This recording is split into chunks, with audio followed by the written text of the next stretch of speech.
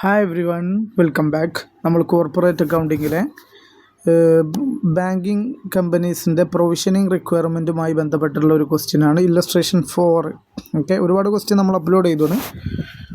ഇത് ഒന്ന് രണ്ടാളുകൾ പേഴ്സണലി ചെയ്യാൻ പറഞ്ഞപ്പോൾ ഒന്ന് വീഡിയോ റെക്കോർഡ് ചെയ്യണം. From the following details compute the amount of provision required to be made in profit and account of commercial bank.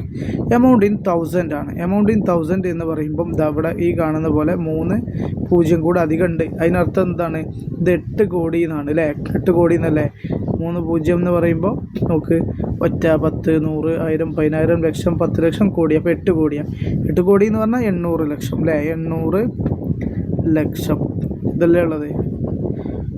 അതാണ് 800 ലക്ഷം. അതാണ് എമൗണ്ട്. അത് ശ്രദ്ധിക്കണം. ഇതെന്തിനാണ് പറഞ്ഞതെന്ന് വെച്ച് കഴിഞ്ഞാൽ ഇവിടെ ലാസ്റ്റ് അപ്പോൾ പറയാം. ഓക്കെ, അപ്പോൾ 80,000 എന്ന് പറഞ്ഞാൽ 80,000 1000 ഉണ്ട്, അതായത് 8 കോടി.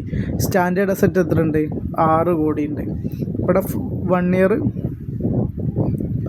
1 ഇയർ ഡൗട്ട്ഫുൾ എത്ര ഉണ്ട്? 24,000. 24,000 എന്ന് പറയുമ്പോൾ എത്ര? അപ്പം 24,000 എന്ന് പറയുമ്പോൾ എത്ര? 80,000 എന്ന് പറഞ്ഞ പോലെ 24,000. 2 കോടി 40 ലക്ഷം അല്ലേ? ഒറ്റൊന്നും ഇങ്ങനെ എടുത്ത് 1 2 3 ഇട്ടോ, 3 ഇട്ടു അല്ലേ? 3 ഇടുമ്പോൾ എന്തായി മാറി? ഒറ്റ 10 100 1000 10000 ലക്ഷം 10 ലക്ഷം കോടി. അപ്പോൾ 2 കോടി 40 ലക്ഷം. 2 കോടി 40 ലക്ഷം. 18,000 എന്ന് പറയുമ്പോൾ എത്ര? 1 കോടി 80 ലക്ഷം.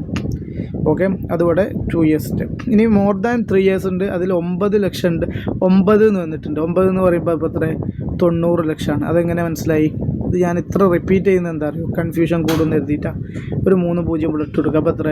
90 ലക്ഷമായി. ഇനി ശ്രദ്ധിക്കുക, സെക്യൂർഡ് എത്രയായി? 50 ലക്ഷമാണ്. ഇവിടെ 9,000 തന്നിട്ട് ഇവിടെ 50 ലക്ഷം എന്ന് പറയുമ്പോൾ കൺഫ്യൂഷൻ ആവരുത്. 9,000 എന്ന് പറഞ്ഞാൽ എത്ര? 90 ലക്ഷമാണ്. ആ 90 ലക്ഷത്തിൽ നിന്ന് 90 ലക്ഷത്തിൽ 50 ലക്ഷം എന്താണ്? സെക്യൂർഡാണ്. അപ്പോൾ ബാക്കി 40 ലക്ഷം അൺസെക്യൂർഡാണ്. അത് മനസ്സിലാക്കുക. പിന്നെ നോൺ റിക്കവറബിൾ അസറ്റ് 15,000 ഉണ്ട്. നോൺ റിക്കവറബിൾ അസറ്റ് 15,000 ഉണ്ട്. അപ്പോൾ ഇതെങ്ങനെ ചെയ്യാം? അപ്പം ഇപ്പോൾ സ്റ്റാൻഡേർഡ് അസറ്റ് ആണെങ്കിൽ നമ്മൾ എത്ര പ്രൊവിഷൻ കൊടുക്കേണ്ടത്? 0.40% ആണ്. സബ് സ്റ്റാൻഡേർഡ് അസറ്റ് എത്ര കൊടുക്കേണ്ടത്? സെക്യൂർഡ് ആണെങ്കിൽ 15, അൺസെക്യൂർഡ് ആണെങ്കിൽ 25. അപ്പോൾ സെക്യൂർഡ് ആണോ അൺസെക്യൂർഡ് ആണോ നോക്കണ്ട. ക്വസ്റ്റ്യനിൽ സെക്യൂർഡോ അൺസെക്യൂർഡോ പറഞ്ഞിട്ടില്ലെങ്കിൽ നമ്മൾ അസംഷൻ കൊടുക്കുക. ഒന്നെങ്കിൽ സെക്യൂർഡാണ് ഇല്ലെങ്കിൽ അൺസെക്യൂർഡാന്ന് കൊടുക്കുക. പക്ഷേ ബെസ്റ്റ് സെക്യൂർഡ് എന്നാണ്. കാരണം സാധാരണ ഒരു ബാങ്ക് ലോൺ കൊടുക്കുക എങ്ങനെ? സെക്യൂരിറ്റിയോട് കൂടെയാണ്. അപ്പോൾ ഏറ്റവും ബെസ്റ്റ് സെക്യൂർഡ് അസറ്റായിട്ടാണ് ഇത് അസംഷൻ ചെയ്യാൻ നല്ലത് അല്ലേ? ലോജിക്കലി ആലോചിച്ച് നോക്കൂ. അൺസെക്യൂർഡ് ആണെങ്കിൽ അവർ പ്രത്യേകം പറയും അൺസെക്യൂർഡ് ആണ് കേട്ടോ. അതാണ് ബാങ്കിന് അബ്നോർമൽ. അത് ബാങ്ക് എന്ത് ചെയ്യും? പ്രത്യേകം പറയും. പിന്നെ ഫോർ 1 ഇയർ അവിടെ സെക്യൂർഡ് തന്നെ തന്നിട്ടുണ്ട് 24,000. ഫോർ ഡൗട്ട്ഫുൾ 3 ഇയേഴ്സ് 18,000 ഉണ്ട്. ഈ സെക്യൂർഡ് ഡൗട്ട്ഫുൾ 1 ഇയർ എത്ര വരിക? 40% വരിക? അതോ 25% വരിക? 25% വരിക. അത് ഓർക്കുക. ഓക്കെ, ഇനി 2 ഇയേഴ്സിൻ്റെ സെക്യൂർഡാണ് പറഞ്ഞത്. അതിന് 40% വരും.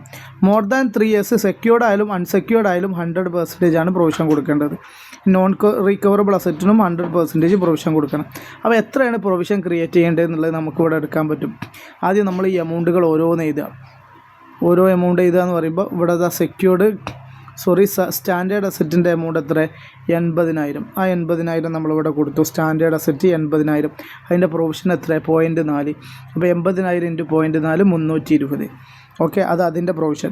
സബ് സ്റ്റാൻഡേർഡ് 60,000-ന് 15% വേണ്ടത്. അപ്പോൾ ഈ കോളം അടുത്ത കോളത്തിൽ 60,000 എഴുതി, അടുത്ത റോയിൽ 60,000 എഴുതി. അതിൻ്റെ പെർസെൻറ്റേജ് 15%, 9,000 രൂപ. ഇനി ഡൗട്ട്ഫുൾ 1 ഇയർ 24,000 ആണുള്ളത്. അത് സെക്യൂർഡാണ്. അപ്പോൾ 25% കൊടുക്കണം. അപ്പോൾ 24,000-ൻ്റെ 25% കൊടുത്തു. 3 ഇയേഴ്സ് എത്രയാണ്? 2 to 3 ഇയേഴ്സ് 18,000 ആണ്. ക്വസ്റ്റ്യനിൽ എത്ര തന്നെ തന്നെ? 18,000.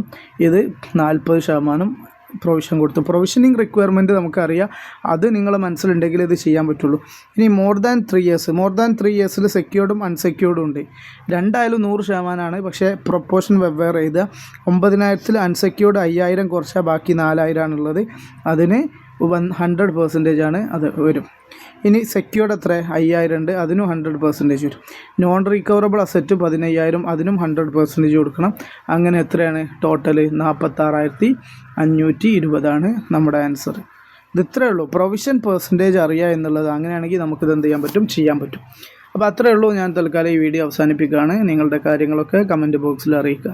ഏതെങ്കിലും വീഡിയോ ചെയ്യണം എന്നുണ്ടെങ്കിൽ അത് നിങ്ങൾക്ക് എന്ത് ചെയ്യുക, കമൻറ്റിൽ പറഞ്ഞാൽ മതി. നമുക്ക് ടൈം പോലെ ചെയ്യാം കേട്ടോ. ഓക്കെ.